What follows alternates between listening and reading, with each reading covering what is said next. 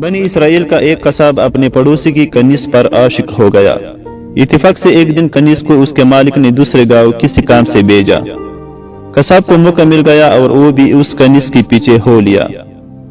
جب وہ جنگل سے گزرے تو اچانک قصاب نے سامنے آ کر اسے پکڑ لیا اور اسے گناہ پر آمادہ کرنے لگا۔ جب اس کنیز نے دیکھا کہ اس قصاب کی نیت خراب ہے تو اس نے کہا، اے نوجوان قصاب، تو اس گناہ میں نہ پڑ۔ حقیقت یہ ہے کہ جتنا تو مجھ سے محبت کرتا ہے اس سے کئی زیادہ میں تیری محبت میں گرفتار ہوں، لیکن مجھے اپنے مالک حقیقی کا خوف اس گناہ کی ارتکاب سے روک رہا ہے۔ اس نے سیرت اور خوف خدا رکھنے والی کنیز کی زبان سے نکلے ہوئے یہ الفاظ تاثیر کا تیر بن کر اس قصاب کے دل میں پیوست ہو گئے، اور اس نے کہا، جب تو اللہ تعالیٰ سے اس قدر ڈر رہی ہے تو میں اپنے پاک پروردگار سے کیوں نہ ڈروں؟ میں بھی تو اسی مالک کا بندہ ہوں۔ جا تو بے خوف ہو کر چلی جا۔ اتنا کہنے کے بعد اس قصاب نے اپنے گناہوں سے سچی توبہ کی اور واپس پلٹ گیا۔ راستے میں اسے شدید پیاس محسوس ہوئی، لیکن اس ویران جنگل میں کہیں پانی کا دور دور تک کوئی نام و نشان نہ تھا۔ قریب تک کہ گرمی اور پیاس کی شدت سے اس کا دم نکل جائے۔ اتنے میں اسے اس زمانے کے نبی کا ایک قاصد ملا۔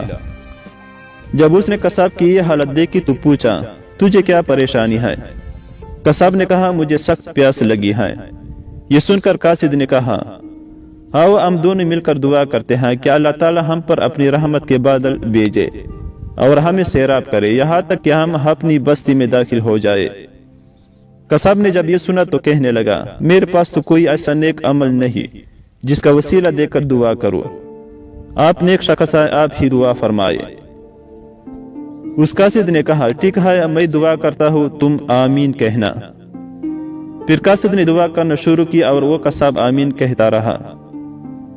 تھوڑی ہی دیر میں بادل کے ایک ٹکڑے نے ان دونوں کو ڈانپ لیا اور وہ بادل کا ٹکڑا ان پہ سایہ فگن ہو کر ان کے ساتھ ساتھ چلتا رہا۔ جب وہ دونوں بستی میں پہنچے تو قصاب اپنے گھر کی جانب روانہ ہوا اور وہ قاصد اپنی منزل کی طرف جانے لگا۔ بادل بھی قصاب کے ساتھ ساتھ رہا۔ جب اس قاصد نے یہ ماجرا دیکھا تو قصاب کو بلایا اور کہنے لگا، تم نے تو کہا تھا کہ میرے پاس کوئی نیکی نہیں اور تم نے دعا کرنے سے انکار کر دیا تھا، پھر میں نے دعا کیا اور تم آمین کہتے رہے، لیکن اب حال یہ ہے کہ بادل تمہارے ساتھ ہو لیا ہے اور تمہارے سر پہ سایہ فگن ہے۔ سچ سچ بتاؤ، تم نے ایسی کون سی عظیم نیکی کی ہے جس کی وجہ سے تم پر یہ خاص کرم ہوا؟ یہ سن کر قصاب نے اپنا سارا واقعہ سنایا۔ اس پر اس قاصد نے کہا، اللہ تعالیٰ کی بارگاہ میں گناہوں سے توبہ کرنے والوں کا جو مقام و مرتبہ ہے وہ دوسرے لوگوں کا نہیں۔